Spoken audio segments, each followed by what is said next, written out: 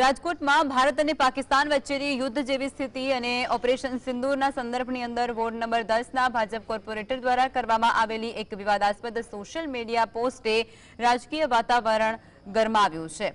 આ પોસ્ટની અંદર કોર્પોરેટરે લખ્યું હતું કે 240 સીટમાં આટલું જ યુદ્ધ જોવા મળે, આખું યુદ્ધ જોવું હોય તો 400 સીટ આપવી પડે, જેનો સીધો સંદર્ભ લોકસભા ચૂંટણી 2024ના ભાજપને મળેલી 240 બેઠકો અને તેમાં 400 પારના નારા સાથે જોડાયેલો લાગે છે। આ નિવેદનને રાષ્ટ્રીય સુરક્ષા અને યુદ્ધ જેવા સંવેદનશીલ મુદ્દા સાથે રાજકારણને જોડવાનો પ્રયાસ ગણાવી અને વિવાદ ઊભો થયો છે।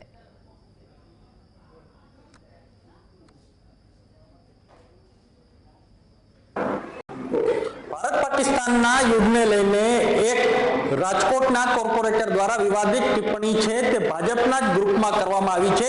चेतन सुरेजा नामना वोर्ड नंबर 10 ना कोर्पोरेटर द्वारा आ विवादित पोस्ट है ते मूकवामां आवी छे। तेमना द्वारा कहेवामां आव्युं छे के आटલું જ युद्ध જોવા માટે 400 सीट देवी पड़े, તમે માત્ર 240 જેટલી सीट આપી છે। આને કોંગ્રેસ કઈ રીતે જુએ છે? આપણી સાથે અતુલભાઈ છે, રાજકોટ શહેર કોંગ્રેસ પ્રમુખ। અતુલભાઈ, આ નિવેદનને આ પોસ્ટને આપ કઈ રીતે જુઓ છો? ખરેખર ભાજપના કોર્પોરેટર છે એને શરમ જેવી વાત છે। આ દેશના હિત માટે એની વાત છે અને સર્વાદળ પક્ષની બેઠક પણ બોલાવવામાં દિલ્હીમાં આવી હતી। તમારા વિરોધ પક્ષના નેતા રાહુલ ગાંધી પણ હતા, ત્યારે પણ આ વાત કરવામાં હતી કોઈ જાતની એમાં ટિપ્પણી નહીં, દેશનું હિત હોવું જોઈએ અને આ કામગીરી આપણે જવાનોએ કરી છે। ખરેખર આ જે ભાજપના કોર્પોરેટર છે એને એની સામે કડકમાં કડક પગલાં લેવા જોઈએ, અમારી માગણી છે। રાજકીય મુદ્દો લેવાનો જ ન હોય, આ દેશની હિતની વાત છે। કેટલાય ટાઈમથી આ પ્રશ્ન છે પણ ખરેખર આ ગંભીર બાબત છે, આની સામે પગલાં લેવાય અમારી માગણી છે। જે ચેતન સુરેજા છે, વોર્ડ નંબર 10 ના કોર્પોરેટર છે ને તેમના દ્વારા આ પોસ્ટ તેમના જ ગ્રુપમાં મૂકવામાં આવી છે, ત્યારે તમને લાગે છે આ પ્રકારના ગ્રુપમાં જ આ પ્રકારની ચર્ચાઓ થતી હોય તે અભિમાન આવી ગયું છે ક્યાંક ને ક્યાંક? એની શરમ જેવી વાત છે। આ કોર્પોરેટર જ ન કહેવાય, આવી કોઈ પોસ્ટ મૂકવાની જ ન હોય।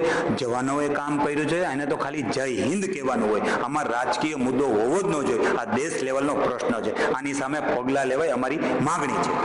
ચોક્કસપણે આ હતા અતુલભાઈ, તેમના દ્વારા જણાવવામાં આવ્યું કે તે જે ચેતન સુરેજા છે વોર્ડ નંબર 10 ના કોર્પોરેટર, તેમના વિરુદ્ધ પગલાં છે તે લેવા જાય।